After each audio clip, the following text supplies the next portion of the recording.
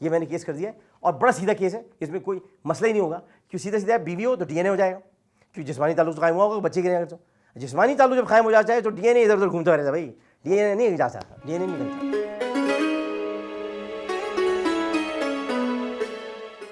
آپ ذرا میرا ذرا ٹیسٹ دیکھیے. آپ بشرا ایک پی ایچ ڈی لڑکی, ایک پڑھنے لکھنے والی لڑکی, ایک پاک باز, ایک شریف, اور میری بیوی, دونوں میری بیویاں پاک باز, شریف النفس, اپنی عزتوں کی محافظ کرنے والی. تو میری بشرا کی اس چیز پر مجھے ناز ہے. دوسری بات, طوبہ جیسی شریف لڑکی کوئی نہیں ہے, انتہائی شریف. اپنے ماں باپ کے گھر میں سے نکل کر میرے گھر تک آئی, اور اس کے بعد اپنے ماں کے پاس ابھی تیمارداری میں. شریف ترین لڑکی, شریف النفس, کوئی اس پہ تہمت نہیں لگا سکتا, کسی قسم کی تہمت لگ ہی نہیں سکتی. حالانکہ میڈیا میں آئیے, کوئی اس نے شوہر سے پوچھ کے آتی تھی, شوہر سے پوچھ کے آتی تھی. تو میری یہ بیویاں تو یہ ہیں. اس کے بعد میں ایک لا رہا ہوں لڑکی, تیری ماں کی, تیری بہن کی, تیری اس کی. یہ میرے کو مجھ کو کیا ہو گیا, میں پاگل ہوں اس کا مطلب. یعنی میرا ٹیسٹ آپ دیکھیں, اگر مجھے ہانیہ سے شادی کرنی تھی تو پھر ہانیہ عامر سے کرتا جو یہاں پہ پہلے سے موجود. مطلب یہ کہ کوئی ٹیسٹ ہوتا ہے, کوئی حیا ہوتی ہے, کوئی شرم ہوتی ہے, کوئی ٹیسٹ ہوتا ہے, کوئی ذائقہ ہوتا ہے. تو میں تو یہ نہیں کرتا. مطلب یہ میں اٹھا کر لے آؤں گا میں کسی کے پیشے پر بات نہیں کر رہا. ٹیکسی ڈرائیور ٹھیک ہے, سب اللہ تعالیٰ سب کو, کسی کو ٹیکسی ڈرائیور بناتا ہے, کسی کو کچھ دیتا ہے. میں کسی کے کام پر تو, مگر میں کسی ایسے پسماندہ علاقے میں جا کے یہ, اور پھر چلے پسماندہ علاقے میں بھی چلا گیا. ارے پڑھی لکھی تو ہو, رسول اللہ کی عزت تو کرتی ہو. جو رسول اللہ کی بیٹی اپنا ہوگا تو اس کو میں لاؤں گا, اسے تو میں کہیں پہنچاؤں گا اگر ہوتا. تو مقصد یہ کہ گستاخی رسول قبول نہیں ہے. ایک تو یہ بات. دوسری بات یہ کہ آپ دیکھیے کہ الزام لگانے سے پہلے جو یوٹیوبرس ہیں وہ اس کے ساتھ ہوئے, ایک لمحے کے لیے نہیں سوچا کہ عامر لیاقت کا. کبھی تو یہ لوگ لگاتے ہیں ہمایوں ملک کے ساتھ, کبھی لگاتے ہیں یہ عامر لیاقت کا سلسلہ سنم بلوچ کے ساتھ. عامر لیاقت پروگرام میں آتی گرم ہو گئے, ارے گرم ہو گئے, عجیب سا ہیڈنگ لگاتے ہیں, آتی گرم ہو گئے. تو آپ نے میرا ہمیشہ ذکر جوڑا ہے بڑے بڑے لوگوں کے ساتھ. یا خدا کو مانو, اگر جوڑ نہیں تھا تو ماہرہ خان سے جوڑ دیتے, اگر جوڑ نہیں تھا کسی اور سے جوڑ دیتے. یہی رہ گئی تھی, اسی کو ملنا رہ گیا تھا. تو وہ جواب بھی دیتی, میں بھی جواب دیتا. میں دیکھو جواب نہیں دے پا رہا, میں کیا جواب دوں. کوئی بڑے شخص سے تو جواب بھی دوں, مطلب میں کیا جواب دوں. جو سچا ہوتا ہے وہ کیس کرتا ہے, سڑکوں پہ بھونکتا نہیں پھرتا. اگر میں اس کا شوہر تھا تو وہ دیوانی مقدمہ کرتی مجھ پہ سول عدالت میں, اور مجھے عدالت بلاتی, بھائی تم کیوں نہیں مان رہے. سڑکوں پہ گھوم رہی کامل میر کے ساتھ, حامد میر, دو لوگ چل رہے ہیں پاکستان میں, دونوں کے آخر میں میر آتے, دونوں عجیب سے ہیں. اب وہ ان کے پیچھے بھاگ رہے ہیں. اب مقصد یہ کہ میں چلا گیا ہوں عدالت. جو مدعی ہوتا ہے وہ عدالت میں چلا گیا. اس کو 40 دن کا موقع ملا کہ عدالت جائے, نہیں گئی, کیونکہ جھوٹی ہے نا. میں جھوٹی تھی, میں جھوٹی ہی رہوں گی, تو یہ تو نہیں گئی. اب میں چلا گیا ہوں, میں تو بیوی لے کے جاؤں گا. اب دیکھو کیا ہوتا ہے, اب دیکھو میں کیا کرتا ہوں, یہ دیکھا, اب دیکھو میں کیا کرتا ہوں. بس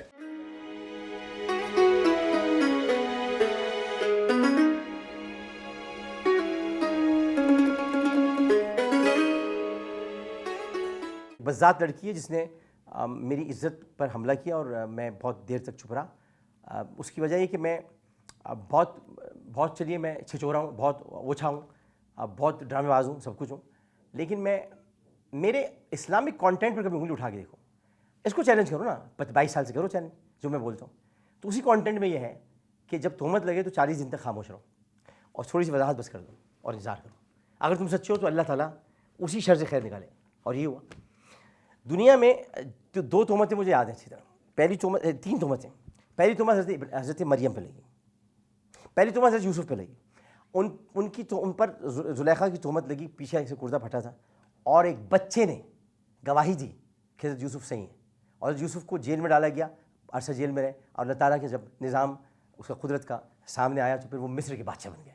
تو وہ دعا کرتے تھے کہ اللہ تو نے مصر کی حکومت مجھے مرحمت فرمائی, مجھے خوابوں کی تعبیر سکھائی, مجھے ہمت دے کہ میں شکر کروں تیرے احسان کا جو تو نے مجھے فرمایا. دوسری تہمت حضرت مریم علیہ السلام پہ لگی. تو جب ان پر لگی کہ بچہ کہاں سے آیا تو وہ چپ تھے. ان کو چپ کا روزہ رکھنے کو. ہاں میں یہ بھی بتا دوں, ہمارے یہاں یہ سیاست میں کہا جاتا ہے چپ کا روزہ توڑ دیا, بکواس. چپ کا روزہ صرف حضرت مریم کو رکھنے کو کہا گیا تھا, باقی کوئی سیاستدان چپ کا روزہ نہیں رکھتا ہے. چپ کا روزہ شرعی اصطلاح ہے, اس کو آپ لوگ استعمال مت کیا کیجیے. چپ کا روزہ, یہ آج مزاری صاحب نے چپ کا روزہ توڑ دیا, کیسے چپ کا روزہ؟ چپ کا روزہ صرف حضرت مریم پہ تھا, بچے کے بارے میں معاملہ تھا, بھائی تہمت لگ رہی تھی. تو وہ جب ان سے پوچھا بولو یہ بچہ کس کا ہے, تو انہوں نے یہ کیا. بس یہ قرآن نے اس کا ذکر کیا. فاشارت الیہ، فاشارت الیہ، مریم نے اشارہ کیا. قالوا کیف نکلم، قالوا کیف نکلم من کان فی المہد صبیا، کہنے لگے جو پالنے میں لیٹا ہے بچہ کیسے بولے گا. جیسے انہوں نے کہا آواز آئی قال انی عبداللہ آتانی الکتاب وجعلنی نبیا. بچے نے بولا، بچہ بولا میں اللہ کا نبی ہوں، میں اس کی کتاب لے کر آیا ہوں اور مجھے مبعوث کیا گیا ہے. یہودی بھاگ گئے سارے وہاں سے. انہوں نے کہا یہ کون سا بچہ ہے جو بول پڑا پالنے میں. تو حضرت مریم اس پر خاموش ہو گئے. پھر اللہ نے کہا آپ چپ کر لو، توڑ دو.